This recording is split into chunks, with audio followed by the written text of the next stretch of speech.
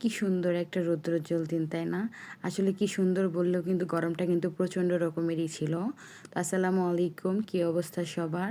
তো আজকে যেহেতু আ বাবার বাড়ি আসছি তাই একটু লেট করেই ঘুম থেকে উঠছি। তো ঘুম থেকে উঠেই তো ডাইরেক্ট চলে আসলাম ব্রাশ নিয়ে ব্রাশ করতে। তো ব্রাশ করে ফ্রেশ হয়ে বাচ্চাদেরকে খাওয়ায়ে নিজে খেয়ে রেডি হয়ে যাব আপুর বাসায়। কারণ আজকে আমার ছোট ভাগিনার জন্মদিন। তো তেমন কোনো আয়োজন না, যেহেতু আমি থাকি না, আমি অনেকদিন পরে আসছি।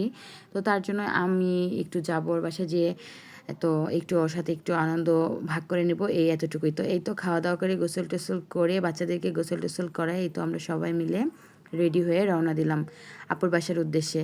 তো রাস্তাতে যাইতে, যাইতে এই এতটুকু সময় আসতে এত পরিমাণ যে আমরা ঘেমে গেছি, আর আমার ছেলেরা তো পুরাই নাজেহাল অবস্থা। এই যে ছোটটা রিক্সায় উঠে বা করতেছে। তো ওর বাবাকে ছাড়া থাকতে পারে না। তো তার জন্য বাবাকে ছাড়া ২ দিন হয়ে গেছে। তার জন্য ও একদম বাবার জন্য অস্থির হয়ে গেছে। তো যাই হোক আমরা রিক্সাতে উঠে নিলাম। আর রিক্সাতে উঠে রিক্সা চলার পরেও এত পরিমাণে গরম লাগতেছিল, বিন্দুমাত্র কোথাও যেন কোনো বাতাস ছিল না। তারপরেই তো চেনা শহরটার ভিতর দিয়ে আপুর বাসায় যাইতেছিলাম। আর আপুর বাসায় যেতে যেহেতু নদী পড়ে, তো অনেকদিন পরেই নদীটা দেখা হইলো। নদীটা দেখে খুব ভালো লাগতেছিল। আর এটাই হচ্ছে কিন্তু আমাদের নওগাঁর ছোট যমুনা নদী। এটাকে ছোট যমুনা বলে। মানে যমুনা নদীরই একটা শাখা অংশ। তার জন্য এটাকে ছোট যমুনা বলে। তো এই নদীটা পার হয়ে আপুর বাসায় যেতে হয়। আর বাইরে এত কাঠফাটা রৌদ্র, এই রৌদ্রে যে কি গরম, মানে গরমে যে কি একটা অবস্থা। আমার বাচ্চারা তো পুরা সারাটা দিন একদম গরমে অতিষ্ঠ হয়ে গেছে। আর আমি মনে হয় কুফা ভাই। কারণ আমি যেখানেই যাইতেছি সেইখানেই কারেন্ট থাকে না, গরম। আর আমি দেখছি, আমি যখনই নওগাঁতে আসি তখনই কোনো না কোনো প্রবলেম হয়। হয় কারেন্টের প্রবলেম করে, নয়তো গরম পড়ে। মানে একটা না একটা প্রবলেম লেগেই থাকে।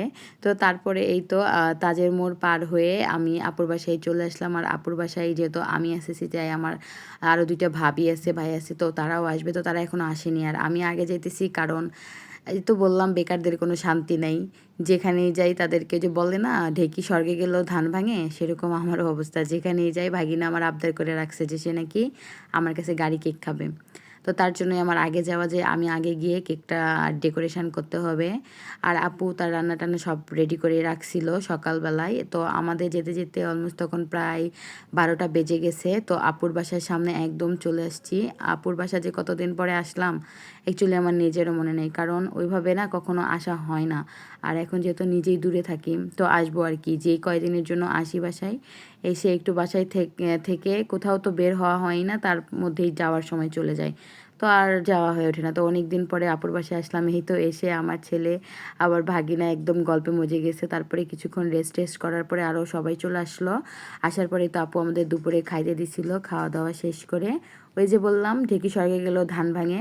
তো আমরা যারা বেকার আছি তাদের যেখানে যাই কাজ করতেই হবে। তো আমি চট করে এই ফাঁকে গাড়ি কেকটা ডেকোরেশন করলাম। আর এদিকে অলমোস্ট বিকেল হয়ে গেছিলো। তো আমার ভাবিরা মিলে ঘরটা একটু হালকা পাতলা সাজালো, যেহেতু বাচ্চারা বসবে। তো তার জন্য এই তো ঘরটা সাজানোর পরে এই সিম্পল একটা লুক হয়ে তারপরে সন্ধ্যাবেলা এই তো ২ টা কেক বানিয়েছিলাম। ওরা কাটলো, একটু মজা করলো। কিন্তু গরমে আমার কিন্তু একটুও মজা লাগে নাই। তো খুবই জলদি কেকটা কেটে ওদেরকে খাওয়াই আমি আবার বাসার উদ্দেশ্যে চলে আসি। তো আজকের ব্লগটা আপনাদের কাছে কেমন লাগছে? যদি ভালো লাগে আমার এই ছোট্ট পেজটাতে প্লিজ সবাই একটু সাপোর্ট দিয়েন। আপনাদের সাপোর্ট আর ভালোবাসা ছাড়া কিন্তু আমি একটুও সামনে এগিয়ে যেতে পারবো না। তাই আমার এই ছোট্ট পেজটাকে বড় করতে আপনাদের কিন্তু সবার অনেক বেশি সাপোর্ট প্রয়োজন। আর সবাই আমার এই সুন্দর বাচ্চাগুলোর জন্য দোয়া করে দিবেন।